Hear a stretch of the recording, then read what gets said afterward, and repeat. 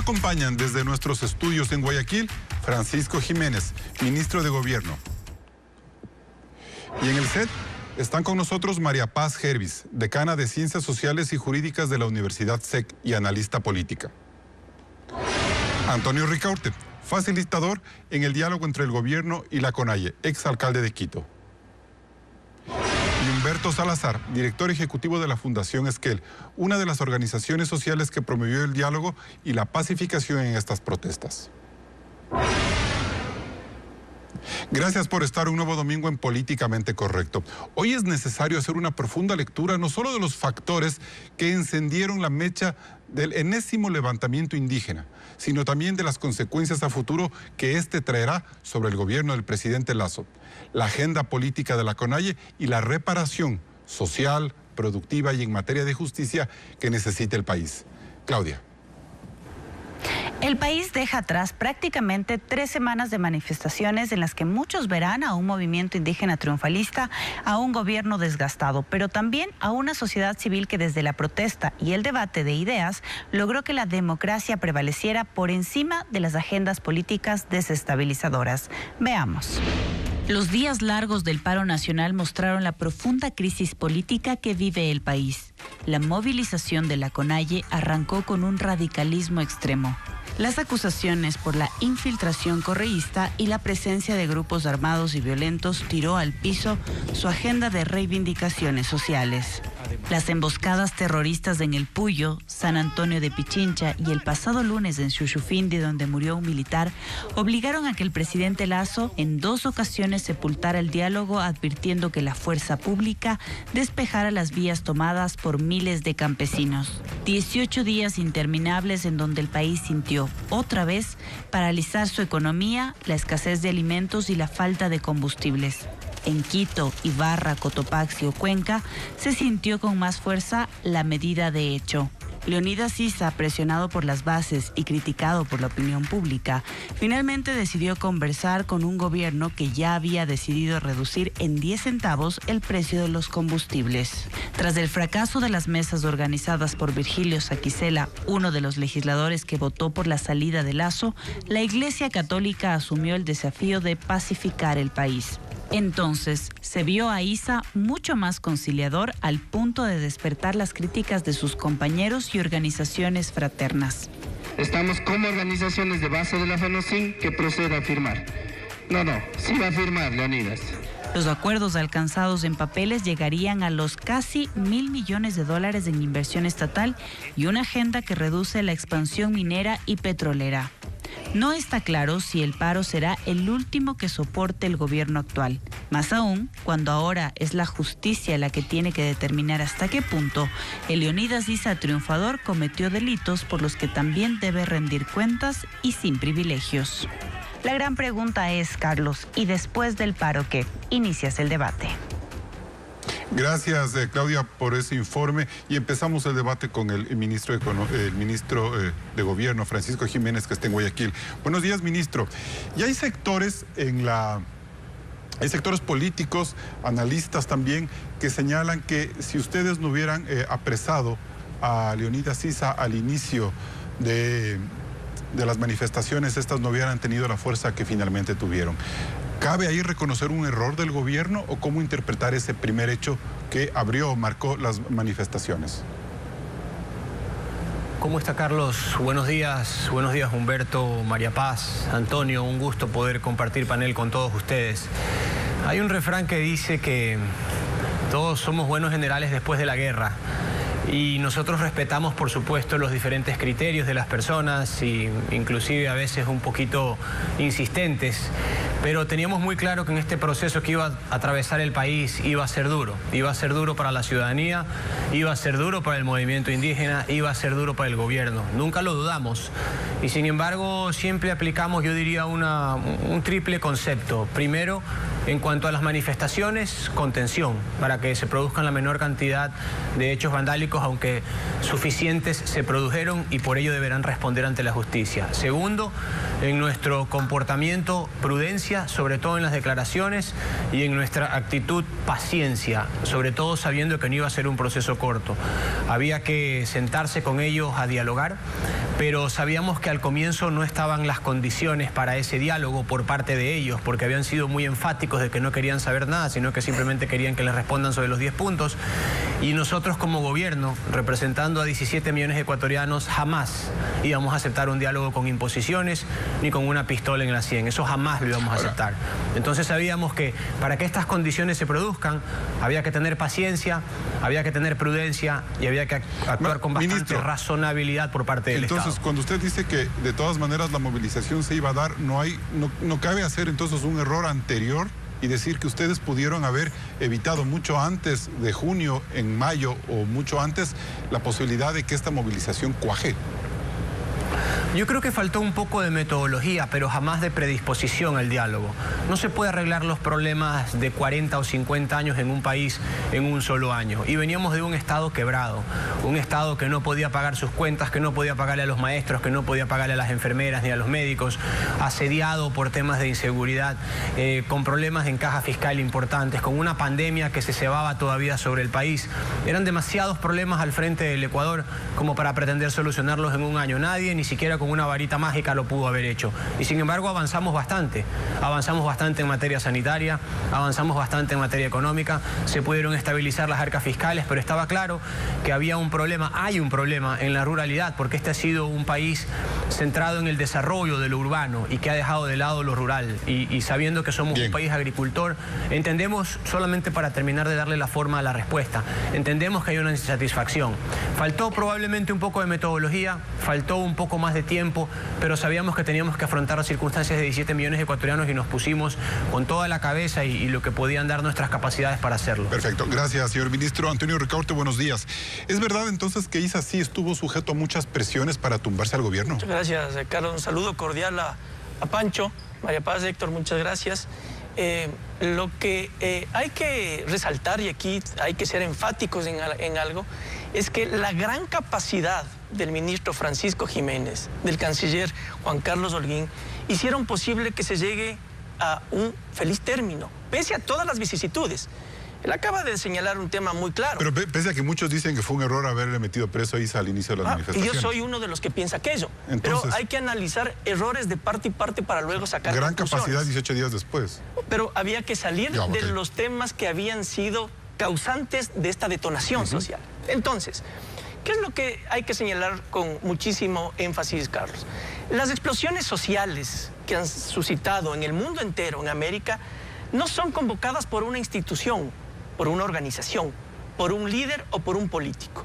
Y las manifestaciones que la CONAIE habían venido dando, y esta última, era como ya repetitiva, aburrida, cansona, que venía de una organización que había tomado un tinte político desgastada y que era una más. La gente no le paró mucha bola.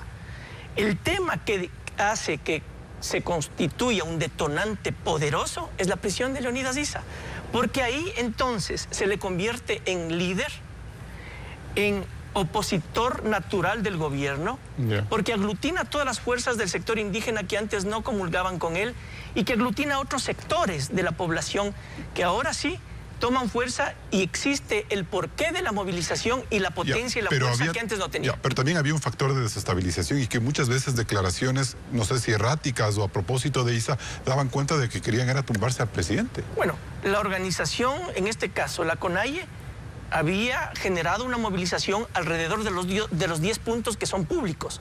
Ahora, si internamente habían radicales y externamente habían radicales y violentos que querían utilizar a la movilización para desestabilizar al gobierno, ese era otro asunto. Y justamente aquello era lo que había que parar y sentarse a negociar y a conversar sobre la base de los 10 puntos y se logró parar. ¿Se paró eso? ¿Y la conspiración se paró entonces? Por supuesto, o sea, todo lo que pudo haberse generado alrededor. ¿Ya no hay conspiración ahora, Antonio? Puede haber conspiración permanente. Y de aquí para adelante va a haber problemas muy serios en materia política. Y sobre eso quería hablar con usted, Humberto Salazar. ¿A ISA se le fue de las manos en algún momento la movilización?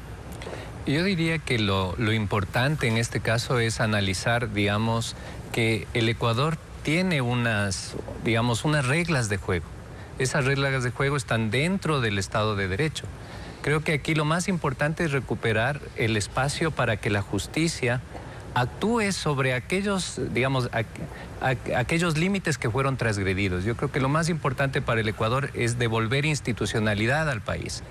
Ahora, y en ese sentido, Humberto, ¿hasta qué momento, por ejemplo, debemos no quitar de este análisis todas estas denuncias de narcoterrorismo, de grupos urbanos, de guerrillas, de gente que aprovecha estos momentos para incendiar el país y de los que la misma CONAIE terminó siendo afectada?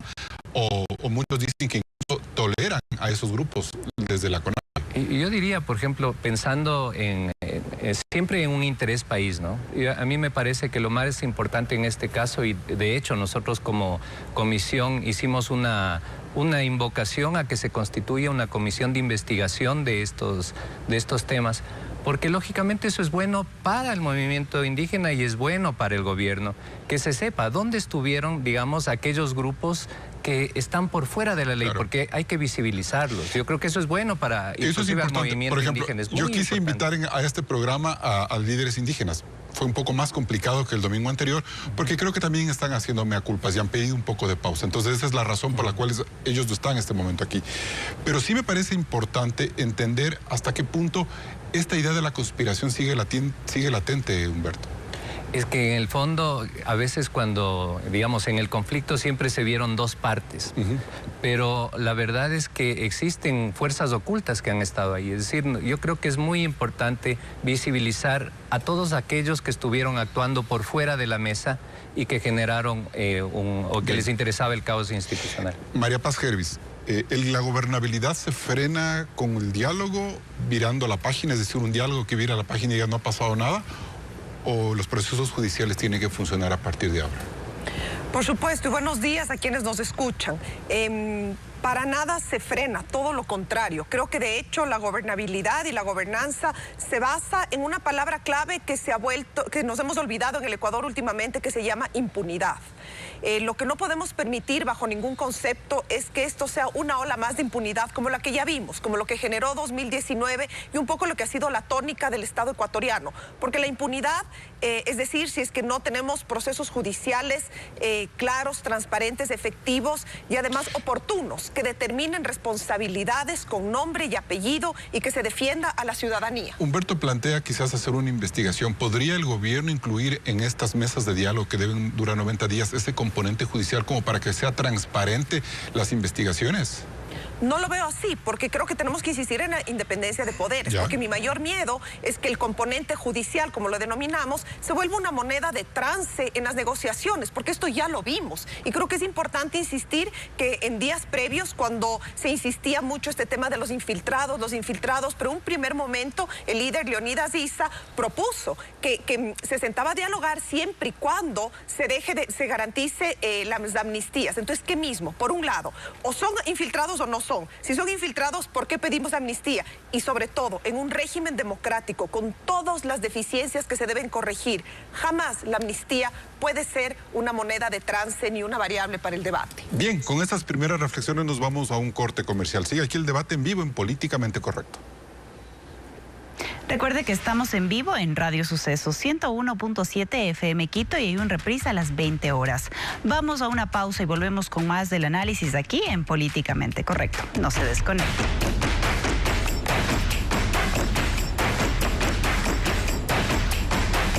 Nos vamos a ir con Jacqueline Rodas, que está cubriendo en directo este encuentro. A último momento, ¿dónde está la noticia? Pidieron que se incluyan puntos adicionales. Con todas las voces. Del intercambio, del diálogo. Debemos cortar la historia. Me autorizan que firme esta acta, compañeras y compañeros. Comprometido con informar al país. Un ambiente tranquilo se vive en los exteriores. Alex Pila está recorriendo esa zona. Paul Romero está en el Palacio de Carondelet. Primer lugar en sintonía. Terminó el paro tras 18 días. Con información verificada. Se firma esta acta por la paz.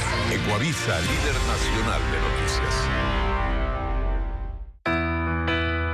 Hay quienes se levantan antes que el gallo cante. Quienes crean redes de trabajo y desarrollo. Quienes ven el mundo sin distancias ni fronteras. Y son los mismos quienes ven progreso en el cambio. A nuestros clientes por inspirarnos a avanzar. A progresar por casi 100 años. Les damos gracias, visionarios. IASA. Disfruta la calidad de Don Vittorio todos los días. Perfectos, al dente, deliciosos, hechos con el mejor trigo duro. Elige cualquier día. Todos pueden ser especiales con Don Vittorio. El placer de dar lo mejor.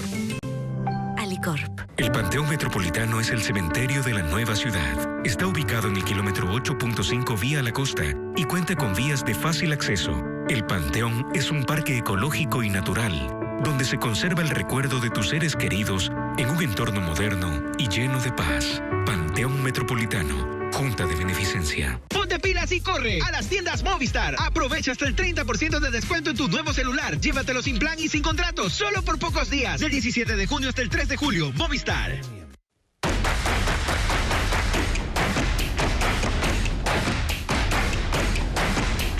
Seguimos en Políticamente Correcto. María Paz Gervis, hay una cosa que me preocupa que menciona Antonio hace un momento. Dice, bueno, metieron preso a Isa al principio de la paralización, eso encendió la llama y la movilización tomó otro tipo de dimensiones. ¿Qué pasa si hay procesos en contra de Leonidas Isa en este momento? O sea, es como que el país va a quedar secuestrado de que al señor se vuelva intocable, porque simplemente moviliza un país. Eso es precisamente, el país está secuestrado y creo que eso es lo que deberíamos incorporar en el debate, ¿no es cierto? Yo me niego a insistir si estaba bien o estaba mal que se le tomó preso, porque parecería que un día nos despertamos y el gobierno se despertó y se le dijo, bueno, metámosle preso. No funciona así.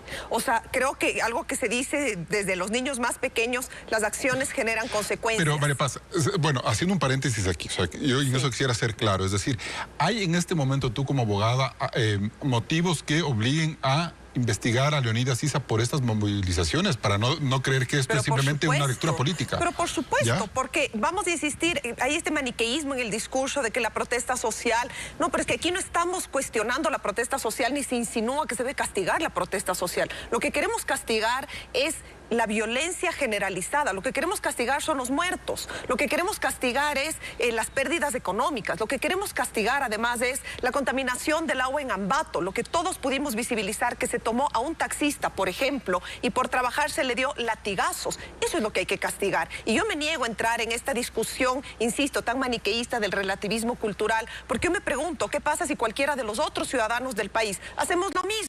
¿Cuál sería la consecuencia? Desde luego, jurídica. Entonces, la protesta social es protesta y la defendemos como la que más. Pero me niego a ignorar la actividad criminal para disfrazarle de protesta social. Y si al presidente de la República o al gobierno le toca presentar esas acusaciones, cargos, ¿cómo queda el gobierno? Ahí va a ser, le está persiguiendo. Por supuesto que tiene un costo político, pero recordemos que el gobierno nacional es responsable por acción y por omisión. No es potestad, tiene que hacerlo. Antonio Ricaurte, ¿cómo resolver políticamente ese dilema? Mi análisis político, comprendo el análisis jurídico de María Paz, pero políticamente las cosas pueden volver a incendiar las circunstancias y volver a tener un detonante como el que se tuvo para que se prenda la movilización social. Pero además hay que ver desde el punto de vista político errores del gobierno y errores de la CONAIE, que fue lo que causó que estos 18 días hayan sido largos, tediosos y no se resuelvan. Los de la CONAIE, por ejemplo. Los de la CONAIE.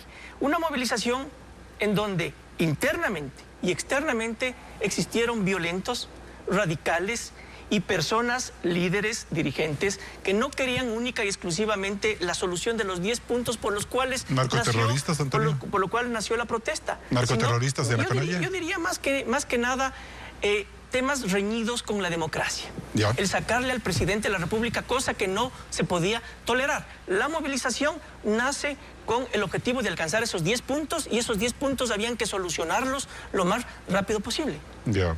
Pero entonces ahora hay que, o sea, la gente de las empresas está quebrada, mucha gente que fue agredida, toda esa gente va a querer que haya justicia o que al menos judicialmente se revise eso.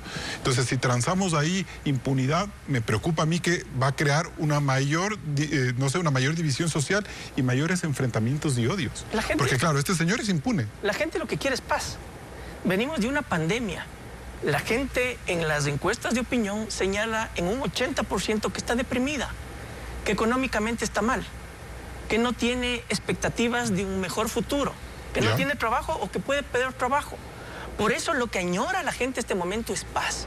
Y lo que menos podemos hacer en este momento es generar otros detonantes sociales, otros detonantes que generen otra explosión. ¿En qué momento, Antonio, Isa pasó de ser el líder radical al líder al que quería a toda costa dialogar? Desde el inicio. Pero son grupos que están enquistados a su alrededor. Pero Isa el día viernes, cuando hubo el primer acercamiento de diálogo, él dijo que iba a apoyar la destitución del presidente en el Congreso, en la Asamblea. Y eso fue lo que le molestó al presidente y por eso hubo el desalojo.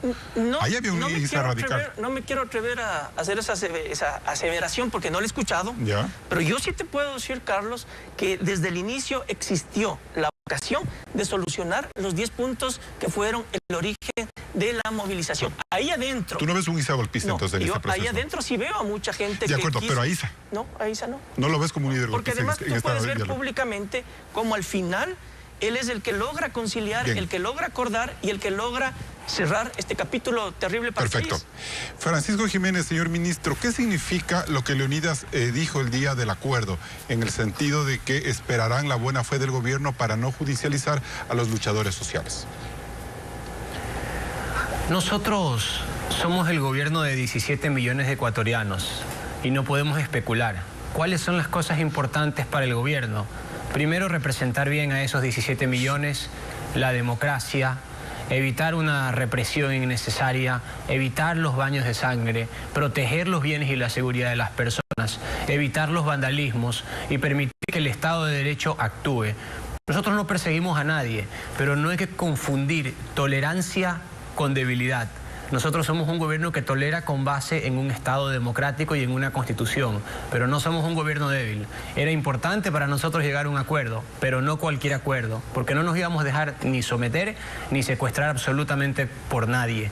Fuimos elegidos por estos 17, señor ministro, por los 17, por 5 millones, pero teníamos decisiones que tomar. Por lo tanto, respondiendo a su pregunta, no tenemos por qué perseguir a nadie, pero tampoco vamos a garantizarle condiciones de impunidad a nadie. ¿Eso qué significa? ¿Cómo debe proceder, señor ministro? Usted dirige la política en este país y seguramente tendrá que mirar el aspecto judicial. ¿Cómo debe proceder todo lo que María Paz Hervis nos ha planteado? Es decir, la necesidad de que no haya impunidad, de que por paz social esto no derive en una impunidad, porque ahí sí van a tener ciertos individuos privilegios. Dejando que el Estado de Derecho actúe. Mire, yo le digo algo. Nosotros ya aprendimos que aquí hay mucha gente o que quiere que inclinemos la balanza hacia un lado o que quiere que inclinemos la balanza hacia el otro lado. Cuando las sentencias pues a uno le disgustan, que por qué no actuamos, que cuando les agradan, que por qué entonces actuamos. Y nosotros no vamos a hacer ni lo uno ni lo otro. Las instituciones de justicia están para funcionar. La esencia de la justicia es actuar sin temor ni favor con nadie. De hecho, uno de los grandes desafíos que tiene este gobierno es la vigencia de la institucionalidad. Aquí, lamentablemente, y no es solo un problema de Ecuador, sino de Latinoamérica, lo que se han cebado con el progreso de la gente son los gobiernos populistas. Y si hay algo que nosotros no vamos a hacer, es un gobierno populista. Ahora, que se meta en el funcionamiento de las instituciones y que las manipule como les viene en gana. En ese sentido, ustedes como gobierno, si tienen la necesidad de presentar cargos o aportar en investigaciones por lo ocurrido en este paro, particularmente contra el señor Isa y los demás líderes indígenas, ¿lo harán? ¿O dejarán que sean otros organismos lo que hagan? No, nosotros vamos a sancionar los hechos de vandalismo donde los veamos, y cuando veamos que hay elementos para pensar que hubo autores materiales o intelectuales, quienes quiera que sean y en donde quiera que se encuentren, vamos a presentar las acciones correspondientes, porque el Estado es así como debe funcionar, sin temor ni favor con nadie. Bien, gracias, señor ministro. Humberto Salazar, ¿por qué no cuajó el diálogo que ustedes plantearon al inicio de las manifestaciones? ¿Qué vieron ahí? Yo lo que diría es que habían dos enfoques de lo que significa hacer diálogo, ¿no? Entonces, en un enfoque estaba planteado, digamos, dentro de una lógica de llegar a acuerdos donde se construyen sobre la base de posiciones comunes una tesis conjunta. El otro enfoque estaba planteando el diálogo como una lógica, digamos, más de demanda, de negociación. Entonces creo que no se entendió bien qué mismo es el ejercicio del diálogo. Porque hubo una declaración, y no me dejará mentir Antonio, Leonidas Isa, en el momento que ustedes plantean el diálogo, él dice que él quisiera saber cuál es la representatividad de las 300 organizaciones sociales, 300, ¿no? Claro. Que buscaban un diálogo. Y luego vemos a un presidente de la CONAIE al final dispuesto a dialogar bajo el apoyo de la Iglesia Católica, y eso hay que reconocer. ¿Pero qué pasó ahí? Sí, yo lo que diría es que algo muy importante es que el país no sabe dialogar, y no sabe dialogar porque no nos conocemos. y digamos, las dirigencias, nosotros como organizaciones no nos legitimamos en lo que las dirigencias dicen, nosotros nos legitimamos en el trabajo que hacemos en el día a día. Pero claro, cuando se da un choque de fuerzas que tiene un carácter muy ideológico, la verdad es que cualquier tipo de confianza se mina fundamentalmente cuando el otro siente que esa organización que le hace el llamado no va a tener control sobre esa organización. Nosotros siempre nos planteamos como organizaciones independientes, como una voz de tercera vía que era necesaria para poner una racionalidad en esa... ¿Usted cree que para ese lunes o martes que plantearon el diálogo, había un ISA dispuesto a dialogar, como dice Antonio Ricaurte, que siempre quiso solucionar el problema?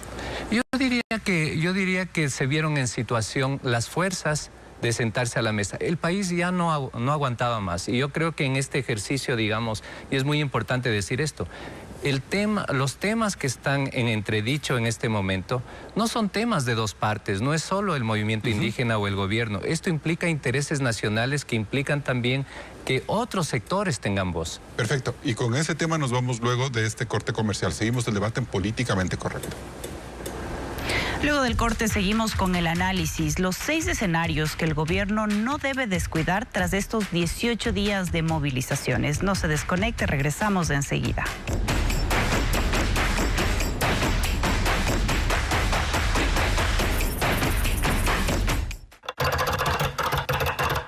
Para estar informado, puedes hacerlo desde donde quieras, a la hora que lo necesites y por donde prefieras. Porque no estamos en una sola pantalla, estamos en todas.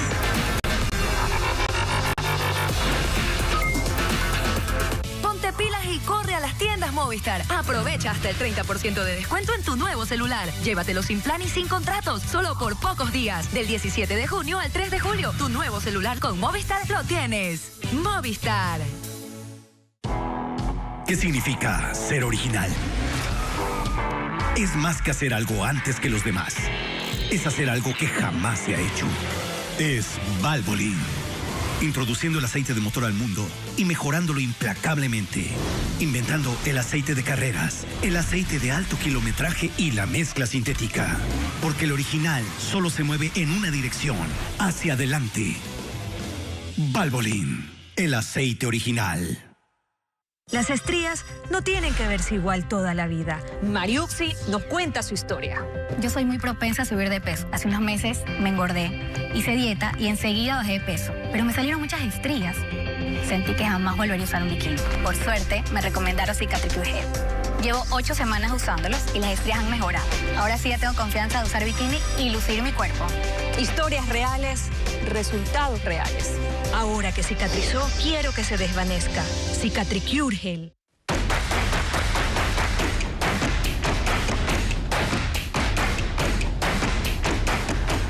La terapia de choque que el país sufrió por 18 días no sanó sus heridas con el documento que puso fin a la movilización nacional. Todo lo contrario, hay al menos 6 escenarios que pintan un Ecuador conflictivo, muy difícil de resolver.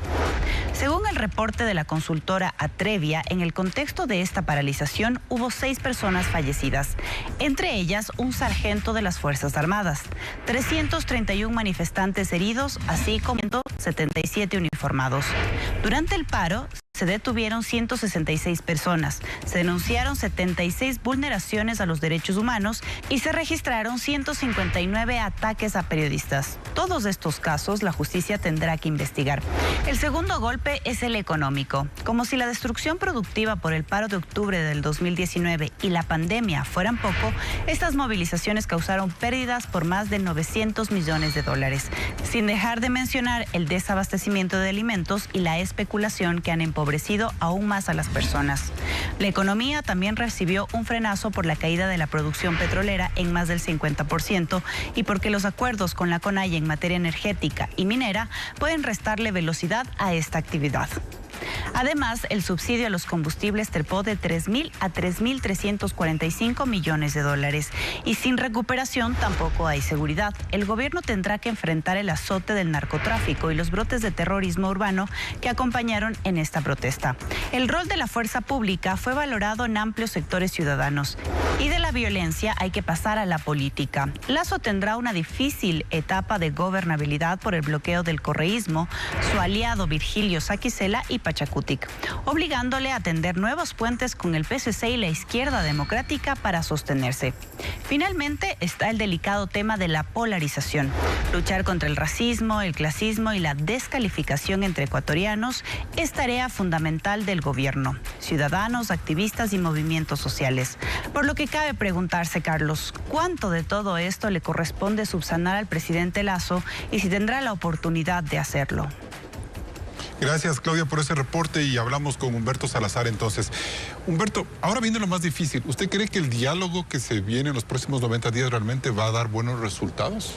Yo te diría que los próximos 90 días son el inicio de algo. Creo que debemos avanzar hacia un programa de reconciliación, que eso significa recuperar muchas de las tesis que estuvieron, digamos, presentes en digamos, desde el movimiento indígena, en el sentido de que se debe atender a problemas estructurales de larga data.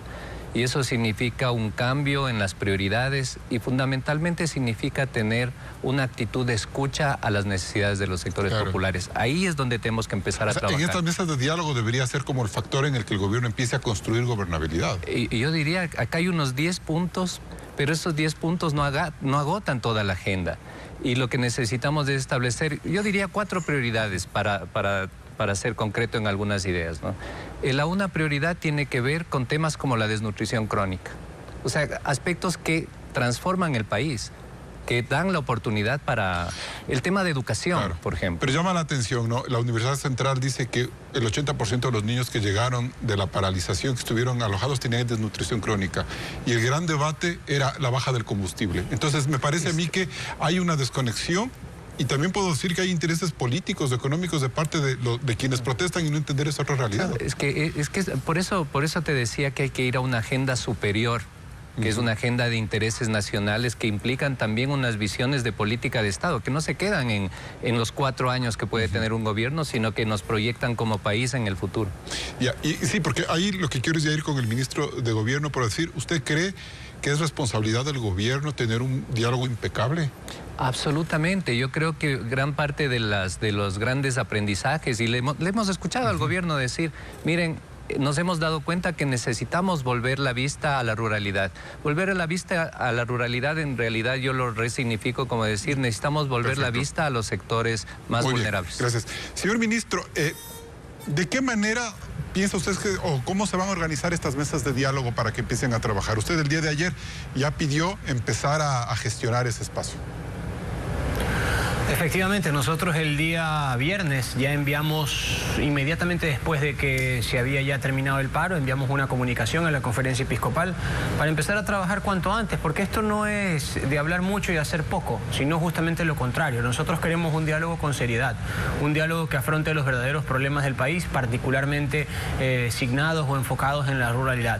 Por eso enviamos una comunicación y dijimos, a ver, nosotros tenemos que ya empezar ya con la definición de una metodología, partamos de los 10 puntos, veamos qué es lo que se ha cumplido, de hecho ya tenemos una matriz sobre ese cumplimiento, veamos qué es lo que falta por cumplir y además establezcamos también qué otros temas, por ejemplo, el que mencionaban ahorita de la desnutrición infantil, son importantes incluirlos en la agenda. Respecto a este tema, vale decir que el gobierno del presidente Guillermo Lasso fue el primero que estableció una secretaría para combatir específicamente este flagelo, el de la desnutrición infantil, y le puedo decir que se está trabajando muy bien en ese tema. Ministro, pero ¿qué otros sectores van a estar o va a ser simplemente una negociación entre el gobierno y las dirigencias indígenas?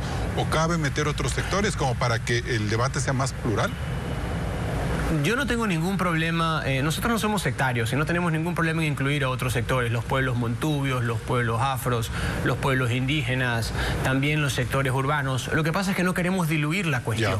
Aquí hay 10 puntos, queremos trabajar sobre eso, queremos dar resultados sobre eso, pero ese no es nuestro límite. Yo tengo la confianza que en los primeros 30, 40 días vamos a poder tener perfectamente abordados esos 10 puntos y para agotar el universo de los 90 días y dar soluciones que también las pide la ciudadanía, podríamos incluir otros temas, pero primero lo primero y luego los temas complementarios. Señor ministro, a mí me preocupa una cosa, y le digo con total seguridad desde que yo tengo uso de razón y hago periodismo.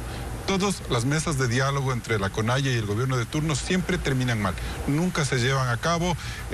La CONAIE termina diciendo que el gobierno les ha bailado nuevamente. El gobierno dice que no hay un espíritu democrático y volvemos otra vez a las tensiones. En algunos casos se diluyen y en otros no.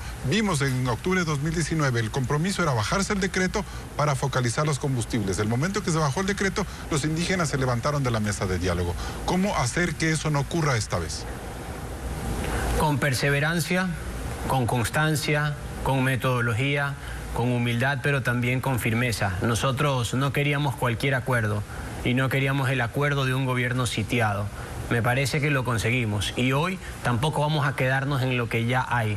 Vamos a establecer una metodología y sobre todo yo quiero decirle algo, vamos a hacer público cada paso que demos porque no tenemos por qué esconderle nada a nadie. Sabemos que hay muchas demandas represadas en el Ecuador y no queremos ser ni cómplices ni parte de esa omisión. Nosotros vamos a cumplir nuestro trabajo y no solamente en función de un grupo, sino en función de los 17 millones de ecuatorianos. María Paz Gervis, el presidente dice que no, digamos, el ministro dice que no quiere que no hay un gobierno sitiado y que no va a hacer esa mesa de diálogo un espacio para que estén sitiados. Pero entonces a la sociedad civil le corresponde presionar para que ese diálogo sí funcione esta vez. Yo ahí me permito discrepar con mucho respeto con el señor ministro. Yo creo que me ha hecho mucho ruido escuchar en todas estas semanas las dos partes. Un momento, ¿y dónde estamos el resto de ecuatorianos? ¿Dónde estamos esos ecuatorianos que consideramos que este gobierno efectivamente no podía resolver problemas estructurales de hace siglos, pero que en este año tiene muchas tareas pendientes? ¿Dónde estamos esos ecuatorianos que no creemos en el paro? Y peor, en el paro violento. ¿Y dónde están las mujeres ecuatorianas que no estuvieron ni en la mesa de diálogo ni en estas discusiones? Ese es uno de los grandes temas de esa democracia que exigimos y que reivindicamos. Entonces, si me permiten, un diálogo para que sea incluyente debería contar en la mesa con los sectores productivos, con las cámaras. Yo sé que es muy lucrativo ponerles políticamente como el enemigo, pero no son el enemigo. Resulta que son el motor, quienes representan el motor de la economía, que no es el Estado, ojo. Entonces, ¿dónde están los sectores productivos? ¿Dónde están los colegios profesionales? ¿Dónde están las universidades públicas y privadas? ¿Dónde están? Entonces, yo creo que quizás me atrevo a decir que esta sensación mía, que puede ser de muchas personas que nos escuchan, es de absoluta orfandad.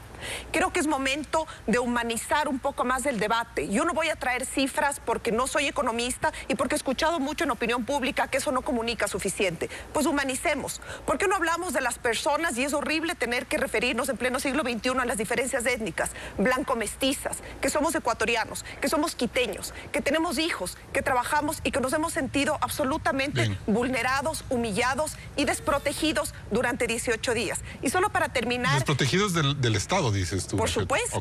Y solo para terminar, también voy a permitirme discrepar con mi contertulio Antonio, quien nos decía que son 18 días y que este fue el estallido social.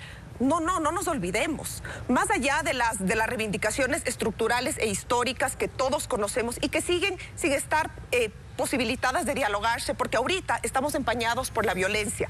Yo sí me acuerdo hace 2 años esos mismos dirigentes indígenas que protagonizaron secuestros, humillaciones televisadas y que después fueron amnistiados por los poderes políticos. ¿Dónde estamos la ciudadanía? ¿Dónde está la ciudadanía, Antonio, en este proceso de diálogo para que no fracase y para que la CONAIE, como ha ocurrido antes y tú sabes perfectamente que es así, no se levante esta vez? Hay un tema muchísimo más de fondo y que es el más importante.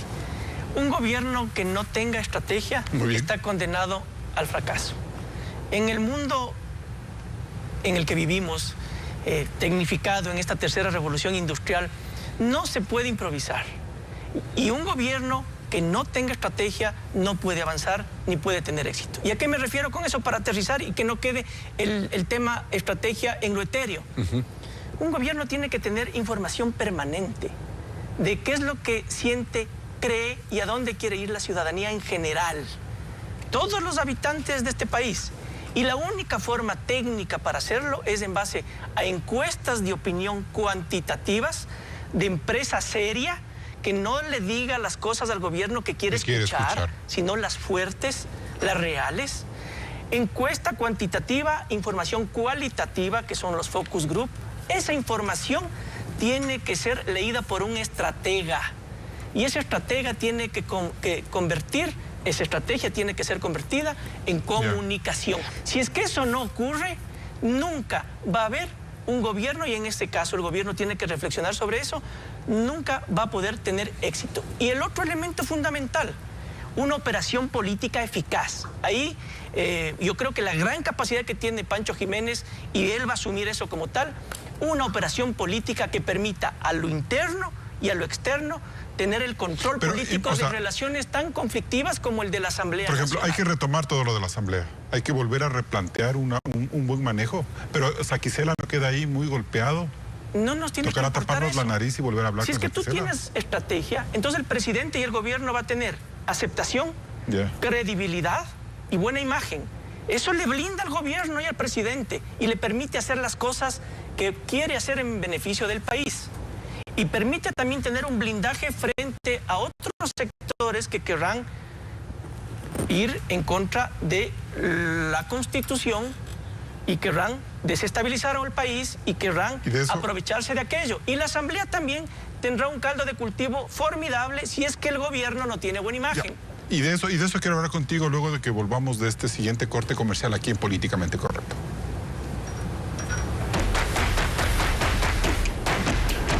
Este y todos los programas de Políticamente Correcto están en vivo en ecuavisa.com y nos puedes seguir en nuestras redes sociales oficiales. Una nueva pausa y volvemos con más del análisis. Y después del paro, ¿qué?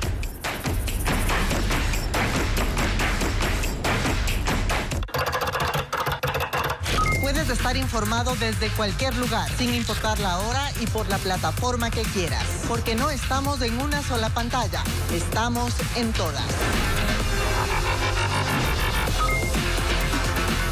Tu nueva Smart TV para que disfrutes tus series, películas y partidos favoritos con la mejor resolución Ultra HD. Compra en Claro un LG de 75 pulgadas o un nuevo Samsung de 65 pulgadas. Pídelo con la cuota más baja hasta 36 meses en nuestra tienda en línea en claro.com.es. Conectados, podemos más. Sí, ya voy a dormir y me estoy maquillando con asepsia. No es raro porque este maquillaje también ayuda contra los granitos, ya que contiene ácido salicílico y mientras duermo ayuda a reducir imperfecciones. De día te ves radiante, con una cobertura pareja, ligera y con 4 tonos increíbles. Además tiene factor de protección solar 20. Genial de noche, genial de día. Nuevos maquillajes en polvo de asepsia. Duérmete maquillada y verás menos imperfecciones. Hay quienes se levantan antes que el gallo cante, quienes crean redes de trabajo y desarrollo, quienes ven el mundo sin distancias ni fronteras. Y son los mismos quienes ven progreso en el cambio. A nuestros clientes por inspirarnos a avanzar, a progresar por casi 100 años. Les damos gracias, visionarios. Y ASA.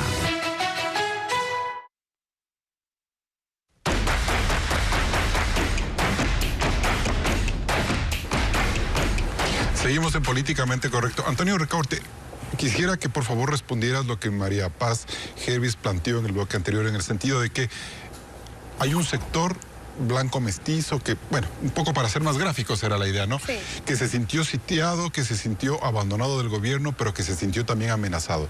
Y tú planteas un mapa de Quito que se convierte en un potencial polvorín, porque en todos los sectores de la ciudad hay unas organizaciones comunitarias que buscan mejores días para ellos y que pueden ser siempre un factor de presión ante las políticas del gobierno. Estuvo a punto de reventar Exacto. la ciudad de Quito. ¿Por qué? Si es que geográficamente ubicamos a las clases medias altas de Quito, geográficamente, tú puedes tener que al sur en Leloy Alfaro, al oriente en Leloy Alfaro, al norte tienes la Jipijapa, los sitios hasta el bosque más o menos y las urbanizaciones cerradas de Cumbayá. Ahí está ubicada la clase media alta de Quito. Pero todo el resto de Quito tiene un componente muy social, popular, claro. Muy popular. Y en su gran mayoría de mucha sintonía con el movimiento indígena, tienen un componente indígena y un componente comunal muy fuerte. Solo para poner ejemplos, en el norte de la ciudad de Quito, los barrios altos del noroccidente desde el centro, San Juan, San Roque, Atucucho, La Pulida, Pizulí, La Roldós, la Comuna, La Planada, Katsuki de Moncayo, Llano Chico, Llano Grande, Calderón, Carapungo. Al nororiente tienes al Comité del Pueblo, a La Bota, todo el sur de Quito. Todo el sur de Quito, que si es que no se cerraba rápido esa paralización, Quito se iba a convertir en un polvorín. Y vimos ya como algunas... pero los estrategas militares, la gente que sabe de seguridad, dice que ahí también hay guerrillas urbanas, que son vinculadas al narcotráfico, a la minería ilegal, y que ellos están causando miedo, que es el miedo que sienten otros sectores como los que ha planteado de manera ciudadana María Paz. Muchísima presencia de procesos organizativos, yo diría más de izquierda. No pongamos nombres y apellidos porque vienen históricamente organizados. FADI, ELN, socialismos, los que tú quieras. FARC. No sé, eso hay que investigar, es muy delicado, ¿no? Pero bueno. Pero también hay gente ahí que pudo haber querido pescar a río revuelto, pero también es importante volver a lo que antes yo te señalaba. En Quito y en el Ecuador sabemos cuánta gente apoyó al movimiento indígena, cuántos sintonizaron con el movimiento indígena, cuántos respaldaron al gobierno, cuántos no. Todo tiene que ver con el hecho siempre, Carlos, de tener estrategia. Y esa estrategia cruza nuevamente, perdón que sea cansón, por tener información de encuestas, por tener una estrategia y una metodología de comunicación que haga que la institución, en este caso, el gobierno nacional, la presidencia de la República, pueda mejorar su imagen, su credibilidad y su aceptación. Componentes necesarios para poder tener legitimidad suficiente y fuerza suficiente para implementar los cambios que el país requiere y que el gobierno quiere. Perfecto. Señor ministro, y en ese sentido el país en las últimas horas habla de la necesidad de que haya una crisis de gabinete en el gobierno para mostrar que hay un espíritu de cambio. Entonces yo le hago la primera pregunta. ¿Esta semana sale el ministro de Economía, Simón Cueva, del gabinete? Esas son decisiones que le competen exclusivamente al señor presidente de la República. No quisiera yo anticipar criterios allí porque puedo estar entrando en un terreno que no es de mi competencia. El señor presidente es el que decide. Él ha asumido con liderazgo, como desde el día 1 de su gobierno, toda esta situación y seguramente él sabrá determinar cuáles son los cambios que debe implementar el gobierno para también estar en sintonía con lo que este nuevo momento exige. Yo coincido con lo que dice Antonio. Es fundamental tener una estrategia y esa estrategia tiene que estar basada en números, en cuantificaciones y una comprensión de la realidad que existe en el país. Nosotros, en este proceso de 18 días, a nosotros nos ha dejado lecciones muy importantes y las estamos asimilando. Y esas lecciones se van a reflejar en decisiones. Señor ministro, sobre esas decisiones, el último que tiene la palabra es el señor presidente de la República. El principal correctivo es tener una estrategia como plantea Antonio Ricaurte, es decir, ¿nunca tuvieron estrategia o la estrategia fue equivocada? Siempre tuvimos estrategia, manifestada en nuestro comportamiento durante los 18 días de conflicto. No, me refiero antes, me refiero al inicio, como gobierno, ministro. Antes también. Como gobierno. Antes también tuvimos estrategia y tanto es así que se puso en orden la casa desde lo económico, desde lo sanitario y hoy estábamos en el proceso de que esos beneficios económicos producto de ese primer año permeen hacia toda la población. Lo que sucede es que los 18 días trastocaron un poco las cosas y no nos olvidemos también que las coincidencias solo son en pascuales, como decimos acá en Guayaquil. No es coincidencia que mientras el país sufría todo lo que sufrió durante estos 18 días, haya intentos propiciados por el partido político UNES de destituir al presidente dentro de la Asamblea Nacional. No le salió la jugada, pero eso también formó parte de un proceso de aprendizaje. Y como nosotros siempre hemos dicho, las crisis son vitrinas y en esas vitrinas todos los actores revelan sus intenciones. Y hoy estamos mucho más preparados a partir de esa verdad y de esa claridad para las cosas que tienen que darse después, siempre en el marco de la democracia y siempre en el marco de lo correcto. Ministro, dos cosas. ¿La conspiración sigue en marcha entonces? Yo creo que esos actores políticos no van a dejar de tratar de afectar al gobierno. A mí me parece que es un deporte en América Latina y en general, no solo en el Ecuador, que la gente, toda la sociedad hable mal de los gobiernos. Perfecto. Inclusive esos gobiernos que han sido afectados por estas críticas, en muchos casos han tenido que aguantar intentos de golpes, a veces institucionales y a veces no institucionales. Nosotros también lo vivimos dentro de estos 18 días y salimos adelante. Y estamos seguros que hoy estamos más fuertes y vamos a poder tomar decisiones. Y la segunda pregunta, ministro. Millones de ecuatorianos. Y la segunda pregunta, ministro, ¿cuándo se va a reunir usted con el presidente Virgilio Saquicela de la Asamblea? ¿Para qué? ¿Alguna cuestión concreta? ¿Para conversar? ¿Para tomar el té? ¿Un café con galletitas? Si tenemos algún tema institucional, no tengo ningún problema en que... Para hablar de la agenda con la Asamblea. Bueno, yo no tengo ningún problema en reunirme con él para hablar de los temas absolutamente institucionales que le interesan en el país. No vamos a reunirnos para perder el tiempo. Tenemos claro que él por un lado fungía de mediador y por otro lado estaba votando por la destitución del presidente. Por lo tanto, en cuanto se refiere al enmarcaje institucional, muy bien. Para conversar y discurrir sobre la lluvia y el buen tiempo, no veo por qué tengamos que reunirnos. Perfecto. María Paz Jervis, bueno, ahí tenemos una lectura. Yo sigo pensando que es momento, voy a reiterar, de humanizar el debate. O sea, con toda consideración, aquí Antonio nos dice los sectores sociales. Pues yo le recuerdo que todos los habitantes de esta ciudad y de este país somos sectores sociales. Basta de este discurso excluyente. Y creo que es muy peligroso también poner tales barrios apoyaban tales. No creo que es tan sencilla el tema, ¿no es cierto? Porque también vemos, por ejemplo, en la academia empleada, que tiene unos salarios específicos, que se ha adoptado mucho la narrativa de que el fin justifica los medios. Entonces yo creo que eso es muy peligroso. Y también creo que es muy peligroso el que sigamos desde una lógica política defendiendo lo indefendible. Y por eso le digo con todo el respeto, señor ministro, ¿cómo podemos afirmar que durante este año se ha organizado el sistema de sanidad cuando la gente está fuera de los hospitales rogando por atención? Entonces yo creo que es momento de sincerarnos. Definitivamente aquí hubo un intento de golpe de Estado. Definitivamente quienes somos demócratas vamos a defender el gobierno a capa y espada, porque eso es lo justo, eso es la construcción de democracia. Pero yo se invito con mucho respeto, con humildad y como ciudadana ejerciendo derechos, porque también me siento cansada de tener que pedir disculpas todo el tiempo por una construcción histórica, cuando aquí trabajamos con honestidad, con respeto a las instituciones y exigimos ser integrados en el debate público, en el discurso social y ser protegidos por nuestro Estado. ¿Estamos viendo racismos, clasismos de lado y lado entonces, María Paz? Definitivamente, insisto que son muchos lados. Es muy triste que no podamos finalmente, en pleno siglo XXI, asumir con responsabilidad el debate del desarrollo en zonas rurales en el Ecuador. Es muy triste que no podamos hablar de ese porcentaje de la ciudadanía ecuatoriana que está mayoritariamente en el campesinado, donde mayoritariamente son indígenas que han sido excluidos y que siguen siendo por un diseño institucional. Pero digamos las cosas como son. Este Estado nos excluye a casi todos. Claro, que no todos partimos de un mismo lugar, que quienes crecemos en ciertos sectores de la sociedad tenemos unas ventajas, por supuesto, pero no tenemos culpa. Lo que sí debemos tener es responsabilidad.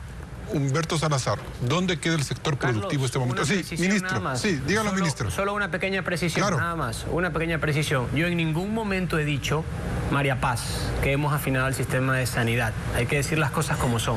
Lo que he dicho con precisión es que hemos combatido una pandemia. En ningún momento he dicho que nuestra gestión es perfecta y hemos aceptado que tenemos cosas que corregir. Perfecto, bien.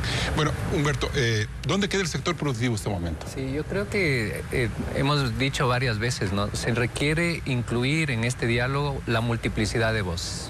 Creo que eso es muy importante. Creo que también es importante dejar claro que no se trata de cualquier diálogo, se trata de un diálogo que se desarrolla entre fracturas y eso es súper importante tomarlo en cuenta. No es un diálogo que se hace entre...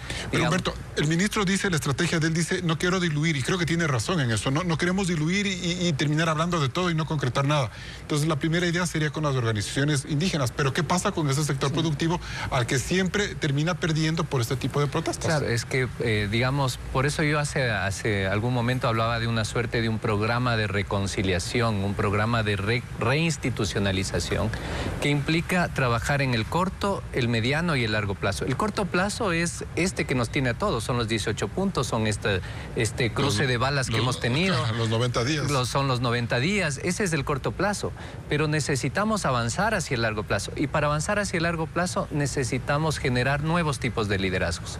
Yo diría hay tres características que debería tener un nuevo liderazgo. Uno es que sea integrador, colaborativo, que busque construir puentes. Necesitamos líderes que apunten a construir puentes. Otro elemento es que necesitamos líderes éticos.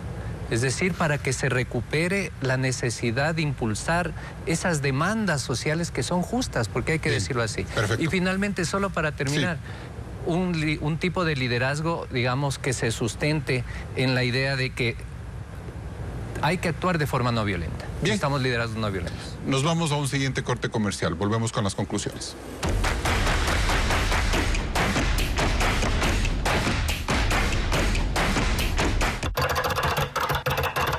Para estar estar informado, puedes hacerlo desde donde quieras, a la hora que lo necesites y por donde prefieras. Porque no estamos en una sola pantalla, estamos en todas.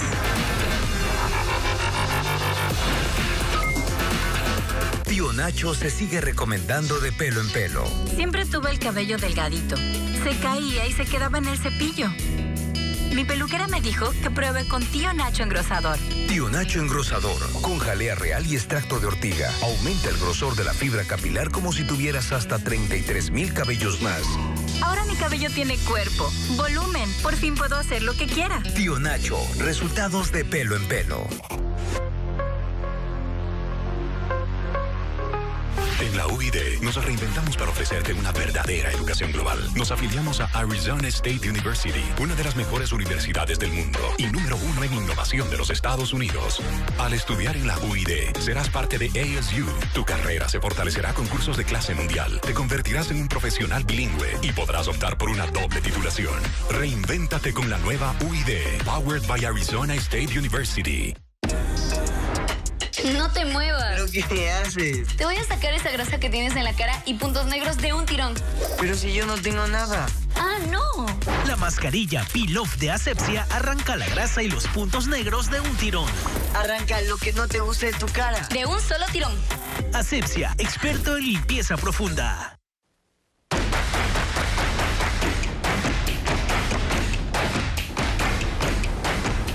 Entramos en la etapa de conclusiones. Humberto Salazar, ¿es políticamente correcto decir que con el fin del paro la crisis nacional está superada?